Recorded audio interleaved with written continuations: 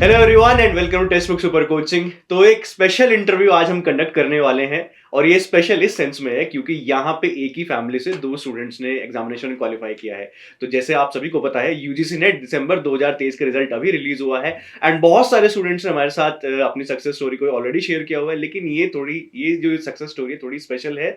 और reason being कि एक ही फैमिली से दोनों स्टूडेंट्स ने क्वालिफाई किया है। एक एक भाई ने क्वालिफाई किया है जेआरएफ और एक ने क्वालिफाई किया यूजीसी नेट। तो उनसे उनके बारे में हम जानेंगे, उनकी सक्सेस जर्नी के बारे में जानेंगे। क्या उनका स्ट्रगल रहा है, कैसे उन्होंने प्रिपरेशन की, कैसे उन्होंने प्रिपरेशन स्ट्रैटेजी फॉलो की, क्या रिसोर्स उन्होंने यूज किए और कैसे उन्होंने एग्जामिनेशन क्वालिफाई किया। तो वेलकम करते हैं यहाँ पे। So Bhaskar and Bhargav, welcome. So thank कैसा कैसा फील हो रहा है एग्जामिनेशन क्वालिफाई करके? बहुत अच्छा लग रहा है सर। सबसे पहले मम्मी पापा को हम लोगों ने खुश किया, सबसे बड़ा खुशी वही है कि उन्हें अगर एक्सपेक्टेशन थी नहीं उतनी ज़्यादा, लेकिन उस एक्सपेक्टेशन पे अगर हम खराब ही उतरे और उससे ज़्यादा ही करके आ रहे हैं तो उनको तो बहुत बड़ी एक ही बात है। फैमिली से दो स्टूडेंट, मतलब दो भाइयों ने क्वालिफाई जी करना, जी वो मुझे लगता है अलग ही खुशी होती है। जी तो जी। आप पहले मुझे वो खुशी के बारे में बताइए, कैसा फील हुआ था जब रिजल्ट आया और आपके मम्मी पापा ने सुना कि भाई दोनों का एग्जामिनेशन क्वालिफाई हो गया। मेरे पापा को कभी रोते नहीं देखा मैंने। उस दिन सुबह 4 बजे वो रो रो रहे थे। हम्म।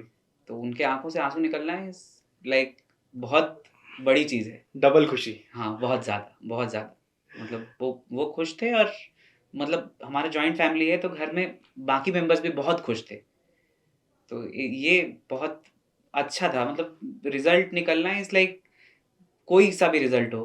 और ये तो खैर नेट जेआरएफ है तो मतलब बड़ी चीज़ है और लोग अप्रिशिएट करते हैं बहुत ज़्यादा। तो लगता है जैसे ड्रीम कम ट्रू टाइप का सिचुएशन हो सो गया। अभी नेबर्स वगैरह को सबको बताया कि आपका हाँ एग्जामिनेशन हाँ क्वालिफाई हो गया, हाँ हाँ, कॉन्ग्रेचुलेशन आ रही होंगी लगातार। एकदम एकदम आने भी चाहिए। और मतलब अब बहुत लोग नहीं भी दे रहे हैं और बहुत लोग भी नहीं। दे रहे भी रहे हैं।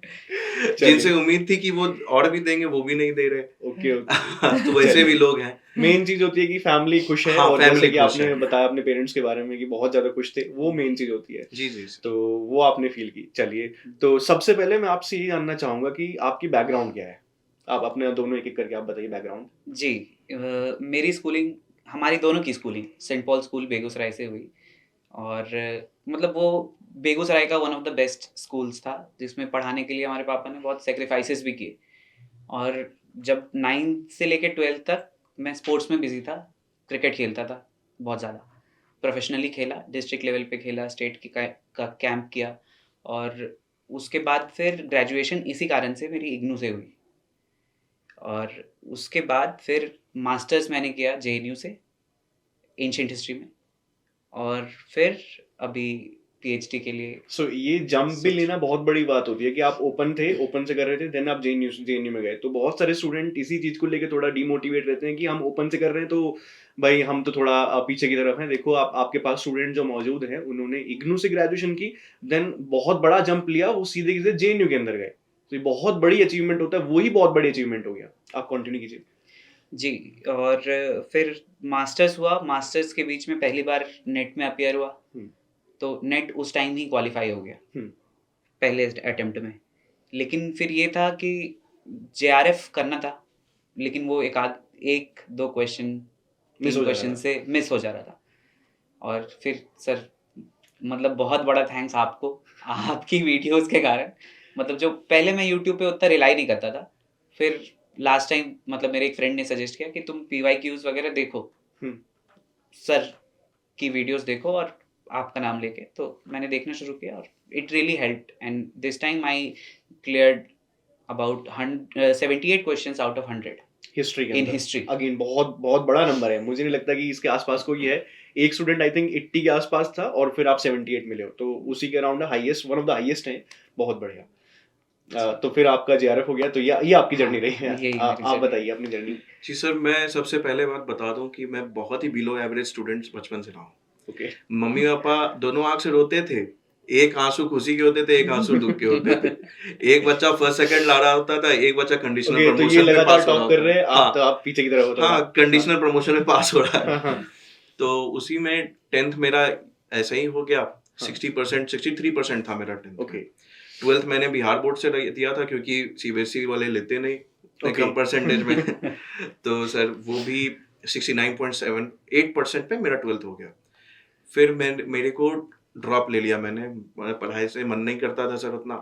तो फिर मैंने इग्नू से ग्रेजुएशन किया था, ओपन से, बीए हिस्ट्री ऑनर्स लिया।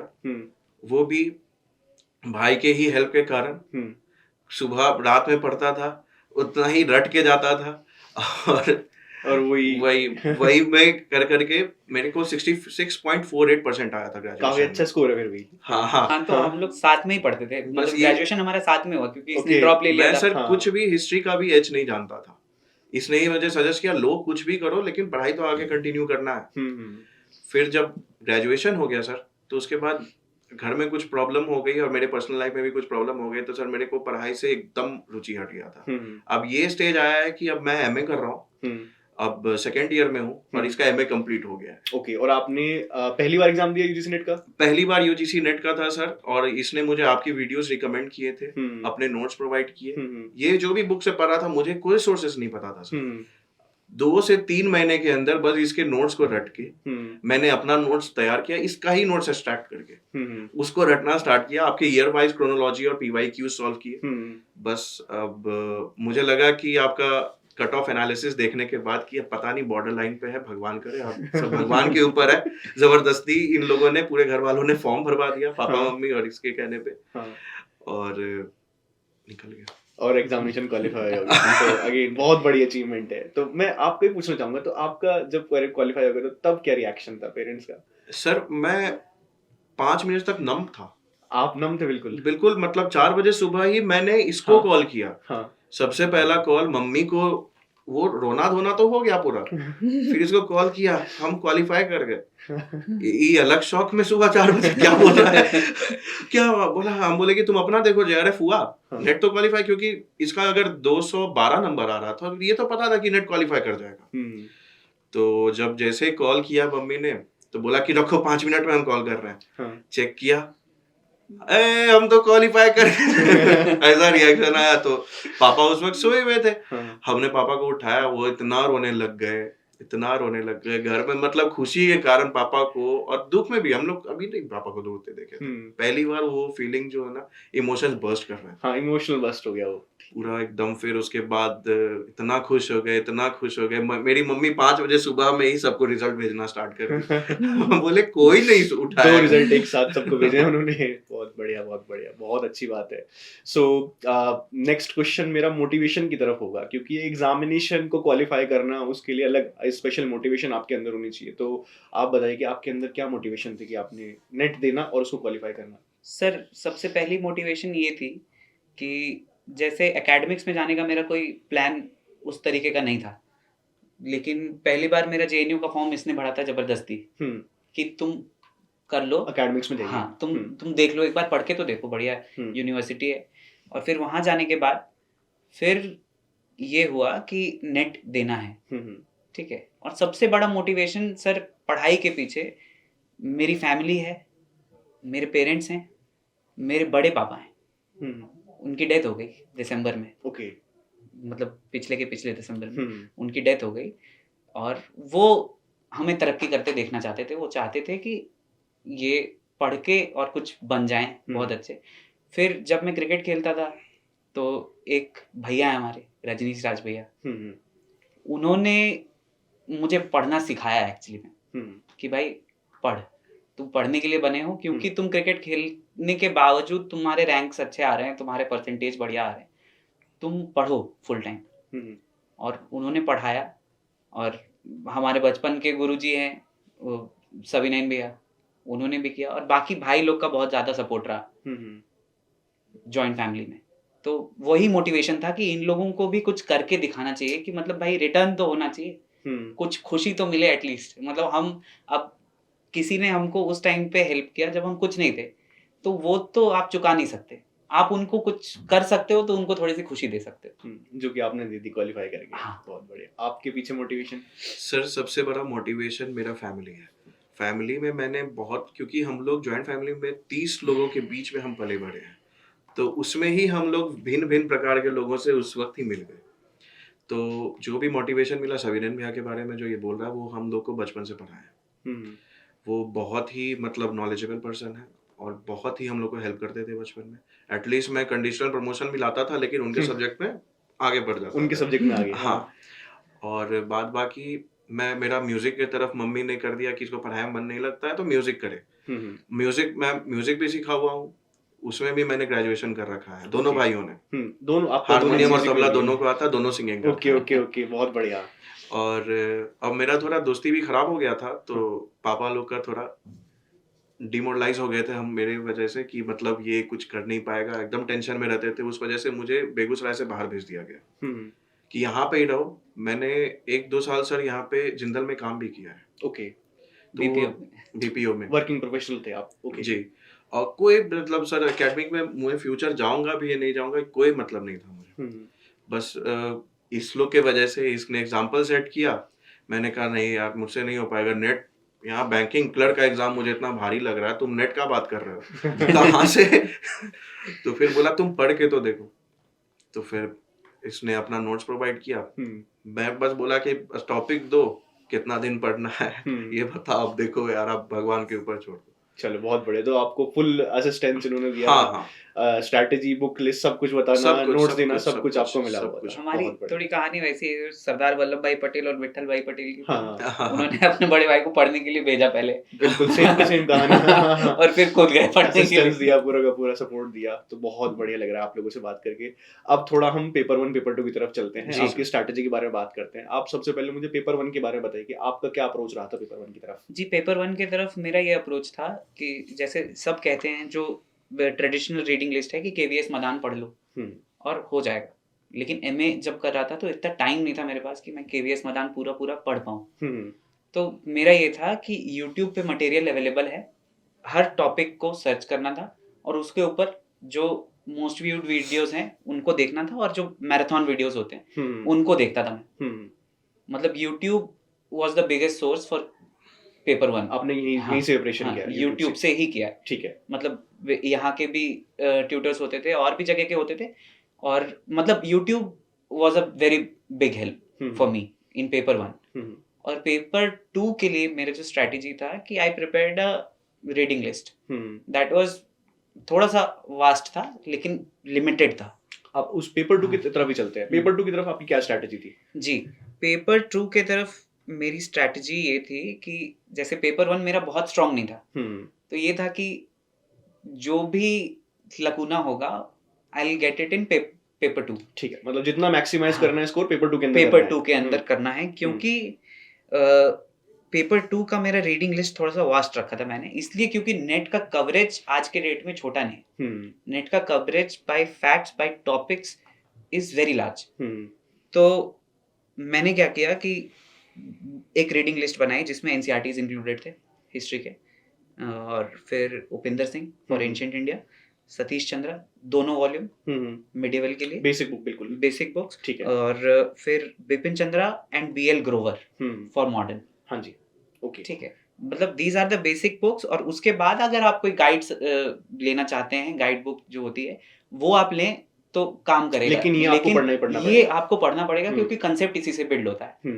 और हिस्ट्री एक ऐसी चीज है कि अगर आपके दिमाग में विकिपीडिया टाइप का लिंक नहीं खुल रहा तो वो नहीं बनेगा, क्वेश्चन नहीं होगा। क्योंकि आपको आगे रिसर्च परस्यू करना है, तो हाँ। आपको ये किताबें तो पढ़नी चाहिए हमेशा। हाँ बिल्कुल। और उसके बाद एक बुक लिया मैंने जो कंसाइसली पूरे को कवर करता है, कृष्णा रेड्डी। ठीक है। और इन सब को एक बार रीड किया, फिर दोबारा रीड किया और नोट्स रेडी कर लिए कि तीसरे बार के बाद मुझे किताब की तरफ ना जाना पड़े। आपके शॉर्ट नोट्स सब रेडी थे? हाँ, सारे, हर किताब के मेरे पास शॉर्ट नोट्स हैं। ठीक है, शॉर्ट नोट्स भी हैं और उसी नोट से ये भी पढ़ा। ओके, ठीक है। लेकिन बात क्या है ना कि नोट्स खुद के प्रिपेयर होने चाहिए, क्योंकि जब आप लिखते हैं और आप 2 बार पढ़े और उसके बाद लिखे तो आप जो चीज ग्रास्प करेंगे इज नॉट द सेम कि अगला भी वही ग्रास्प करेगा। तो किसी और के नोट्स आपको काम नहीं आएंगे, आपको अपना नोट्स खुद बिल्ड करना पड़ेगा। दैट इज अ प्रोसीजर जिसके थ्रू आपको गुजरना पड़ेगा, तभी जाके एग्जाम। तो आपने इनको बता दिया था कि भले ही मैं नोट्स दे रहा हूँ लेकिन आपको खुद भी बनाने हैं। हाँ, बहुत नोट्स नोट्स बनाने पड़ेंगे। नोट्स के बिना कोई वो नहीं है। जैसे आपके वीडियोस मैंने देखे, आपके हर वीडियोस का डेट वाइज मेरे पास नोट्स हैं। बिल्कुल, ओके। हर वीडियो, मतलब जितने आपने यूट्यूब पे डाले, ठीक है, पीवाईक्यूज के थे, मैराथन था क्रोनोलॉजी के ऊपर, वो हर वीडियो का मेरे पास नोट्स है, मतलब आप बताएंगे तो मैं बता दूंगा कि आपने किस क्रोनोलॉजी में पढ़ाया, आपने क्या कब बोला था। सो वो एक्चुअली बहुत इंप्रूव करता है, मतलब आपकी परफॉर्मेंस को हाँ। मुझे लगता है एज देता है कि अगर आप नोट्स बना रहे हो हर चीज के, आपके सामने शॉर्ट नोट्स हैं, एक तो आपको दोबारा किताब नहीं पढ़ने की जरूरत पड़ेगी जैसे आपने बताया। तो ये आई थिंक सभी स्टूडेंट्स को फॉलो करना चाहिए कि भाई शॉर्ट नोट्स आपके पास होने चाहिए, चाहे आप कोई भी वीडियो देख रहे हो, यूट्यूब वीडियो देख रहे हो या बुक पढ़ रहे हो, तो शॉर्ट नोट्स प्लीज बनाओ उसको, क्योंकि आपको उस वीडियो को दोबारा नहीं देखना पड़ता एक तो, और उस किताब को भी आपको दोबारा नहीं पढ़ना पड़ता। और जो आप अपने हाथ से लिखते हो नोट्स, जैसे कि मुझे बताया, स्पेशली आपने बताया था मुझे कि मैं एक्चुअली हाथ से लिखता था, फिर मेरे पास नोट्स थे और फिर भी मैं लिखता था अपना, तो वो इनग्रेन्ड हो जाता है दिमाग के अंदर, तो Yes, वो sir. काफी हेल्प करता है। क्योंकि लिखने के टाइम हम लोग वही सोचते हैं, हाँ जी, हाँ जी। तो वही चीज दिमाग में अगर हो जाता है सर, तो वो दोबारा पढ़ने पे ना, मतलब दोबारा और तिबारा जब आप पढ़ने लगेगा तो वो चीज आपको याद हो जाएगा कि उस लाइन के बाद क्या लिखा होगा। मतलब ऐसा हो गया था सर कि वो अगर वर्ड में पढ़ लो ना, उसके बाद आगे पीछे 3-4 सेंटेंस में क्या लिखा हुआ है, उसके पीछे 4-5 सेंटेंस में क्या लिखा हुआ है, वो चीज याद होने लग जाता था। बहुत बढ़िया, बहुत बढ़िया। तो मैं आप ही की तरफ चलता हूँ, पेपर 1 पेपर 2 की आपकी क्या स्ट्रैटेजी रही थी? सर मैं बताना चाहूंगा कि जब मैं ये प्राइवेट सेक्टर में काम कर रहा था, उसके बाद बहुत लोगों ने, मेरे भाइयों ने बोला कि आप बैंकिंग वगैरह में, एसएससी में तैयारी करो, मतलब कुछ भी अच्छा में जाओ, अच्छे जॉब में जाओ जो कि सिक्योर रहे लाइफ। बीपीओस में करना सही है, लेकिन आप सिक्योरिटी भी आगे भी बढ़ना चाहते हो आप, हाँ। ऑब्वियसली। हाँ, तो मैंने यहाँ पे टेक्स्ट बुक से ही पहले बैंकिंग वगैरह का प्रिपरेशन स्टार्ट किया। तो वो भी एग्जाम दिया मैंने, लेकिन अप टू द मार्क नहीं रहा, क्योंकि मुझे बेसिक्स उतने तैयार नहीं थे, बेस उतने तैयार सही से नहीं थे। बाद में जाकर के तैयार हो भी गया, लेकिन बाद में ऐसा हो गया ना कि पीट पीट के आपने लोहा को तलवार बना दिया, आप उससे नाखून क्यों काटे। अब अगर तलवार से हाथ या गर्दन नहीं चलेगा तो आप बड़े के ऊपर चलो। तो अब उस पर टाइम क्यों वेस्ट करना। अब हम जब इस लेवल पे अगर आ गए हैं तो क्यों ना आप बड़े को ही एक बार स्ट्रोक करके देखा। बिल्कुल सही बात है। ये बोला कि अगर तुम उतना एनहांस कर सकता है तो इस पे क्यों नहीं आ रहे हो। तो हम बोले ठीक है, तुम जो नोट्स पढ़ रहे हो, अब उनको उतना टाइम बचा नहीं कि 6 महीना 8 महीना 1 साल लगा रहे। बोले जो पढ़ रहे हो हमको वो दो, अब हम उस पे ही रिलाई करेंगे, हम कुछ एक्स्ट्रा पढ़ने वाले हैं नहीं। और पेपर 1 के लिए सर मैं यूट्यूब पे ज्यादा रिलाई करता था, मॉक टेस्ट देता था, और सर उससे ज्यादा सीसैट यूपीएससी वगैरह के भी प्रीवियस ईयर क्वेश्चन आते थे, वही सॉल्व करता था सर। तो बैंकिंग का तैयारी करने की वजह से रीजनिंग और मैथ्स पे थोड़ा पकड़ आ गया, रीजनिंग पे पूरा पकड़ आ गया था। तो उस वजह से पेपर 1 में सर मुझे वैसा भी नहीं, up to the mark number नहीं है, 28 ही है, लेकिन और आपने ये बताया आपके दोनों के 28 दोनों के दोनों के 28 है, लेकिन अब एनी हाउ पास कर गए। बहुत बढ़िया, बहुत बढ़िया। सो अब मेरा सवाल पेपर 1 से ही है स्पेसिफिकली कि कौन से आपके वीक एरियाज थे, and 28 is a decent marks, मुझे लगता है कि काफी अच्छा है। 28 क्वेश्चंस ठीक किया, यस सर, 56 मार्क्स, तो मुझे लगता है डिसेंट मार्क्स हैं। अगर आप हिस्ट्री के अंदर ज्यादा स्कोर कर ले रहे हो, तो जैसा आपने बताया आपने 78 किया, आपने 63 किया, हाँ। तो वो आपको एज देगा, आपका एग्जामिनेशन क्वालिफाई हो गया। लेकिन 28 डिसेंट है। आप मुझे ये बताइए कि आपका वीक एरियाज क्या था पेपर 1 के अंदर, और आपका स्ट्रॉन्ग एरियाज क्या था। आप पहले आप बताइए सर। वो जो होते हैं ना टीचिंग एप्टीट्यूड वगैरह, ये सब मैंने कभी थॉरली कभी पढ़ा नहीं, पीवाईक्यूज में ही देखता था, उसमें से मैंने क्वेश्चन के साथ आंसर रटना स्टार्ट कर दिया। अब जो भी होगा नहीं होगा, अब देखा जाएगा। क्वेश्चन को प्रैक्टिस किया था, क्वेश्चन प्रीवियस प्रैक्टिस ईयर किया, क्वेश्चन। बस ठीक है, बहुत बढ़िया। बस। और यही रिकमेंडेशंस आप करवाते थे सर यूट्यूब पे भी, कि आप बस पीवाईक्यूज पे ज्यादा फोकस करना। अगर ये 60-40 का रेशियो लेके चलना है, 60% तो मैंने 60% को ही मैंने 100% बना दिया बाद में, कि अब जो होगा यही है, क्योंकि टाइम था नहीं सर। अक्टूबर में मैंने फॉर्म भरा, दिसंबर में मैंने दे दिया, और सितंबर में मैंने बस प्लान किया था कि अब करना ही करना है, बस इसका नोट्स लेके लिखना और रटना स्टार्ट। ठीक है, आपकी क्या स्ट्रेटजी रही, मतलब वीक एरियाज और स्ट्रॉन्ग एरियाज पेपर 1 में कौन सा वीक एरिया? पेपर 1 में सर मेरा वीक एरिया एक तो डीआई बहुत टाइम टेकिंग था मेरे लिए, और सबसे ज्यादा मुझे प्रॉब्लम होती थी रिसर्च एप्टीट्यूड के क्वेश्चन सॉल्व करने में, क्योंकि उससे अकस्टम नहीं था मैं पहले से। हाँ, न्यू है, बिल्कुल न्यू है आप लोगों के लिए। हाँ, उससे अकस्टम नहीं था, तो वो मुझे पढ़ना पड़ा। ठीक है, लेकिन पढ़ने के बाद मुझे एक चीज रियलाइज हुआ कि बहुत रॉकेट साइंस टाइप का चीज नहीं है। ये है कि मतलब आप एक बार अगर पढ़ जाते हो तो क्वेश्चंस आपके कंसिडरेबली सॉल्व हो जाएंगे। ठीक है, और यूट्यूब पे वीडियोस हैं और हो जाएंगे। और दूसरा एक ये मैं बोलूँगा कि इसको पढ़ना इम्पोर्टेंट है। मतलब जो नेट की डिमांड है, नेट से आप जो बन रहे हैं, उसके लिए बहुत इंपॉर्टेंट है कि आप Yes. रिसर्च एप्टीट्यूड वगैरह बिल्कुल पढ़ें। बिल्कुल हाँ बिल्कुल। तो वो छोड़ के अगर मैं बन भी जाता तो मेरे अंदर कुछ कमी होती। क्योंकि रिसर्च तो आपको आगे हाँ, करनी है। हाँ, हम्म, ये मेरा वीक एरिया था, लेकिन आई थॉट कि आई वर्कड ऑन इट। और डीआई डीआई के लिए सर ये है कि मैथ्स तो एक ऐसी चीज है जो बिना प्रैक्टिस के नहीं होनी। बिल्कुल वो वो करना ही आप करना है। कुछ कर लो, वो एक ऐसी चीज है जो सरस्वती आपके कलम पे तभी बैठेगी जब आप उसको रोज चलाओगे। बिल्कुल बिल्कुल ये डीआई के साथ भी रीडिंग हाँ, कॉम्प्रिहेंशन के साथ भी हाँ, प्रैक्टिस आप comprehension, जरूर कीजिएगा। हाँ, ठीक है। तो वो प्रैक्टिस की चीज है, अगर आप कर रहे हैं हाँ तो वेल एंड गुड, आपका डीआई बनेगा। हम्म ठीक है, और वो आपको दूसरे चीजों में एज भी देगा। जैसे मेरे लिए बहुत टाइम टेकिंग था, हर बार 3 बार नेट क्वालिफाई किया मैं, लेकिन डीआई मेरे लिए हर बार 35 40 50 मिनट लेके जाता था। तो मुझे अपना हिस्ट्री पेपर बहुत जल्दी सॉल्व करना होता था कि भाई ये हो जाए DI के तो 5 डीआई क्वेश्चन करने हैं, डीआई हाँ। के 5 हम्म, क्वेश्चन करने हैं। हम्म, बस यही था कि उस पर वर्क करने के लिए ये था कि भाई इसको रोज सॉल्व करो, हम्म, तो ही ये जल्दी होगा, नहीं तो नहीं हो। तो आपने पूरा सॉल्व कर दिया था एग्जामिनेशन के अंदर? हाँ, नहीं, इस बार भी मेरा टाइम गया उसमें काफी सारा, लेकिन मेरे डीआई में से 3 सही हुए। ठीक है, आपके कितने ठीक हुए डीआई में? 5 पांचों सही कर दिए आपकी अच्छा आपने मैथ्स और रीजनिंग की अच्छे से हाँ, प्रैक्टिस की हुई थी, Yes, sir. तो वो आपका स्ट्रॉन्ग एरिया था, तो आपके पांचों सही हो सर गए। बस मैं ज्यादा टाइम नहीं लगाता था इसीलिए, क्योंकि मैं ऑप्शन को ही पुट करके आंसर में देखता था ओके और वही मैच करके। क्योंकि बच्चे क्या करते हैं ना सर, जैसे रफ बना रहे हैं, उनका आंसर निकल गया, बस वो ना रफ करते करते ना वो इतना ही उसमें ही वो भूल जाते थे कि पहला का आंसर क्या आया था। मैं जो भी पहला आंसर आता था ना उसको अलग से साइड में करके, जैसे कि डीआई के 5 सवाल हैं, जैसे पहला सवाल में कुछ पर्टिकुलर डाटा मेरा निकल गया है, वो आंसर, तो वो मैं डाटा बगल में नोट कर लेता था, क्योंकि मुझे पता था कि 2-3 सवाल के बाद वही चीज रिपीट आएगा जो कि पहला वाले से लिंक्ड पूछतेगा। तो हाँ, वो तो वहां पे आपका रफ वर्क काम करता है, रफ वर्क काम कर देता था। बहुत अच्छी। तो वही चीज मैं डाटा पुट करके वैसे आंसर निकाल देता था। और सबसे बड़ा सर इसमें यही मेरा फायदा किया कि मैं ऑप्शन को ही पुट करके आंसर देखता था और कुछ नहीं। सो इसी वजह से आपके 5 on 5 आए, 5 बहुत on बढ़िया। इसका टाइम भी बचा उसमें, 25 से 30 मिनट में इसका हाँ। डीआई हो जाता। ठीक है ठीक है। सो ये तो पेपर 1 हो गया, अब हम पेपर 2 की तरफ मूव ऑन करते हैं। तो हिस्ट्री ऑब्वियसली बहुत ही बड़ा सब्जेक्ट है, एंशिएंट, Yes. मेडिवल, मॉडर्न, इसमें आपका क्या वीक एरिया था और आप इसको इंटरेस्टिंग कैसे बनाते थे? या आपको इंटरेस्ट है ही है हिस्ट्री के अंदर? हिस्ट्री के अंदर अगर इंटरेस्ट का बात करें सर, तो वो रजनीश भैया का दिया हुआ है। ठीक है, मतलब पहले दिन जब उनके पास मैं गया था ऐसी बात करने के लिए, तो ना बलवन के बारे में समझा रहे थे। तो उस टाइम पढ़ता लिखता तो था नहीं इतना। हाँ, theory of kingship, power, Prestige and prosperity. तो आई थॉट कि भाई ऐसे भी होता है क्या? ये क्या हो रहा है? तो इंटरेस्ट वहां से जगा, मतलब वो, मतलब अब रजनीश सर कह लो या बलवन कह लो। बलवन बलवन भी हो सकता है इसके पीछे। ठीक है, तो इंटरेस्ट वहां से जगा, और इंटरेस्टिंग ये होता चला गया ना कि मतलब फिर आप जब एक बार पढ़ने लगते हो ना, फिर आप कंपटीशन में उतर जाते हो कि मुझे आगे खड़े रहना है।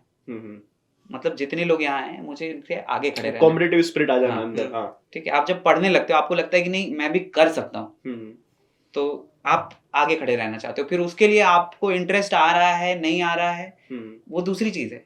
बाहर का मोटिवेशन आपको कभी बहुत ज्यादा मोटिवेट नहीं कर सकता जब तक अंदर से ना आए। वो एक दो दिन पढ़ने के लिए के लिए। काम करती है मोटिवेशन, लेकिन हाँ। अंदर से अगर है तो वो हमेशा के लिए काम करती हाँ, मतलब ये है कि भाई I have to stand out. है। तो वहीं से मतलब ये जगा, और फिर ये होता चला गया कि नहीं भाई पढ़ना है पढ़ना है पढ़ना पढ़ना। अब कुछ टॉपिक्स ऐसे थे जो इंटरेस्टिंग नहीं भी लगते थे, जैसे अर्ली मिडिवल का जो पार्ट है वो थोड़ा कॉम्प्लेक्स हिस्ट्री है, फैक्चुअल भी हो गया। हाँ, वो फैक्चुअल भी है और थोड़ा कॉम्प्लेक्स भी है, तो थोड़ा सा मतलब खींचतान होते रहती है कि भाई ये पढ़ें छोड़ दें, हर बार उसको छोड़ के आगे बढ़ जाने का। आदत सी बन गई थी, मतलब यहाँ आए पहुंचे अर्ली मिडिवल स्किप करके आगे, स्किप करके आगे। लेकिन फिर ये हुआ कि बाकी तो सारे लोग पढ़ रहे हैं, एज तो यहाँ मिलेगा जो कोई नहीं पढ़ रहा है। हाँ, अर्ली मिडिवल एक्चुअली बहुत सारे स्टूडेंट छोड़ देते हैं, वही जो आपने रीजन बताया था, और आपने वो पढ़ा। हाँ, और एज फिर मिला। हाँ, क्योंकि पढ़ने के लिए एक मोटिवेशन ये था कि मतलब औरों से ज्यादा जानना है भाई। तो वो पढ़ना है जो बाकी सब छोड़ देते हैं। ठीक है, तो इंटरेस्ट तो आ जाता है जब आप पढ़ना शुरू करते हैं, जब आपको हिस्ट्री की उपयोगिता समझ में आती है, किसी भी सब्जेक्ट की। अगर आप उपयोगिता समझते हैं कि मतलब हिस्ट्री जानने से क्या फायदा हो रहा है, मतलब फायदा ये हो रहा है कि अगर हम स्टेट सिस्टम समझते आ रहे हैं तो हमको ये चीज समझ में आ जाती है कि कोई सिस्टम परमानेंट नहीं होता, हम्म चेंज आते रहता है, हम्म लेकिन कंटिन्यूटी भी बनी रहती है। कंटिन्यू बहुत अच्छी बात, बहुत अच्छी बात। तो जब आप इस ढंग से देखते हैं हिस्ट्री को, तो यूटिलिटी समझ में आती है कि सब्जेक्ट मतलब हम पास्ट को जान क्यों रहे हैं, क्योंकि हम प्रेजेंट को समझ सकें और प्रेजेंट कॉन्टेक्स्ट में पास्ट को रीड कर सकें। तो हिस्ट्री के अंदर आपको इंटरेस्ट था। हाँ आपको कोई वीक एरिया लगा इसके अंदर कि आपका वीक एरिया था? हाँ, जैसे हिस्टोरियोग्राफी, उसके लिए बहुत ज़्यादा अकस्टम नहीं था मैं, तो उसके लिए मुझे एक टेक्स्ट बुक पढ़नी पड़ी हिस्ट्री धर्म की, और वो पढ़नी चाहिए। अगर कोई हिस्ट्री का विद्यार्थी है तो उसको ये टेक्स्ट बुक पढ़नी चाहिए, क्योंकि आप जब तक ये नहीं जानेंगे कि क्या काम हुआ, मतलब कहीं भी आप कोई बात करते हैं तो किसी स्ट्रक्चर में बात होती है। ये फलाना स्कूल है, ये सबाल्टन स्कूल है, ये अनाल स्कूल ऑफ हिस्टोरियंस है, ये मार्क्सिस्ट स्कूल है, ये नेशनलिस्ट है। तो आप इसको अगर क्लासिफाई नहीं कर रहे हैं, जैसे ब्रायन के स्मिथ की एक किताब है क्लासिफाइंग द यूनिवर्स करके, वर्ण और कास्ट के ऊपर है, लेकिन उसमें एक बहुत बढ़िया डेफिनेशन वो बताते हैं कि to know something is to classify it. अगर आप क्लासिफाई नहीं कर रहे हैं तो आप उसको जानते नहीं। तो मतलब हिस्टोरियोग्राफी को इस ढंग से देखा तो समझ में आया कि नहीं, ये बहुत इंपॉर्टेंट चीज़ है, इसको पढ़ना चाहिए। और फिर जाके मतलब वो मेरा वीक एरिया था। आपने उसको स्किप नहीं किया, आपने उसको ओवरकम किया। हाँ, कि मेरे को पढ़ना है, ये हाँ, मेरे को ओवरकम करना है, छोड़ के नहीं जाना। बिल्कुल, बहुत बढ़िया। आपके लिए क्या वीक एरियाज रहे थे? सब वीक एरियाज मेरा भी जैसे कि हिस्टोरियोग्राफी ही था, क्योंकि मैंने बस ऊपर से स्टोरी जाना था और कौन क्या बोल रहा है, जैसे कि नोमानी का क्या कहना है औरंगजेब के बारे में, वो प्रोटेक्ट कर रहा था। वहीं पर हमारे जो इरफान हबीब थे वो क्रिटिसाइज कर रहे थे, जादूनाथ सरकार क्रिटिसाइज कर रहे थे। सर वही तो मतलब पता नहीं चल पा रहा था कौन क्रिटिसाइज कर रहा है कौन नहीं कर रहा है। तो वो चीज में ना सर, क्योंकि पता था स्टोरी क्या है, आप इसको कौन क्रिटिसाइज कर रहा है नहीं कर रहा है, उसके बारे में क्या स्कूल ऑफ थॉट है। जैसे सबाल्टन स्कूल ऑफ थॉट के बारे में इसने बताया कि रंजीत गुहा हो गए, रामचंद्र गुहा हो गए, सुमित सरकार हो गए, वो सब वहाँ के स्कॉलर्स थे। तो वो सब चीज ना सर याद करने में नहीं हो पा रहा था, बस इसने नोट्स प्रोवाइड किया तो वो धीरे धीरे होना शुरू हो गया। और वो काफी जरूरी है, आपको हिस्टोग्राफी पढ़नी जरूरी है। तो आपका भी वीक पॉइंट हिस्टोग्राफी था, आपने उसको ओवरकम किया। और हिस्ट्री के अंदर इंटरेस्ट आपको शुरू से ही था? हिस्ट्री के सर इंटरेस्ट बाद में आया। क्योंकि ये जब घर आता था ना जब दिल्ली से, तब देखता था कि एकदम डिबेट चल रहा है, और मैं ना सर चाहता था लेकिन कुछ जानता ही नहीं था, तो मैं पार्टिसिपेट ही नहीं कर पाता था उस चीज में। आपके अंदर जिज्ञासा थी कि हाँ, मुझे जिज्ञासा थी, लेकिन पढ़ूंगा तब तो सर कुछ पार्टिसिपेट भी करूंगा। बस बीच में कुछ भी हंस करके सबको हंसाता था, बस उधर ही चुपचाप बैठ जाता था कि चलो बात करने दो, सब स्कॉलर्स बात कर रहे हैं, मैं क्या अब ऐसा हो गया सर, मैं भी आप पार्टिसिपेट करते हो अभी, क्योंकि आपने पढ़ लिया है। हाँ सर, बहुत बढ़िया, बहुत बढ़िया। चलो ये तो हिस्ट्री हो गया, हमारा पेपर 1 भी हमने कवर कर लिया। अभी जो नेक्स्ट स्टूडेंट है, मतलब जो स्टूडेंट हमें देख रहे हैं, आप उनको क्या एडवाइस देना चाहोगे कि आपको ऐसे प्रिपरेशन करनी चाहिए, कितना टाइम देना चाहिए, और क्या आप दूसरे एग्जामिनेशन के साथ प्रिपरेशन कर सकते हैं? आप इसके बारे में थोड़ा बताइए। हाँ सर, मतलब ये बहुत ही इम्पोर्टेंट चीज़ एड्रेस करना है कि मतलब आप दूसरे एग्जामिनेशन के साथ प्रिपरेशन कर सकते हैं या नहीं। मेरा कहना है कि आप कर सकते हैं, ठीक है, लेकिन आपको अपना टाइम इस तरीके से डिवाइड करना होगा कि आप आवर्स से स्टडी को काउंट मत करो, आप टॉपिक से स्टडी को काउंट करो। कितना इफेक्टिव है? हाँ, टॉपिक से काउंट करो कि आज मैंने ये टॉपिक कंप्लीट करनी थी, आज मैंने कर लिया, तो अब वो 4 घंटे में हो जाए या वो 12 घंटे में, ठीक है। तो आप टॉपिक से अगर काउंट करते हैं तो आप टारगेट रीच कर पाएंगे 6 महीने में।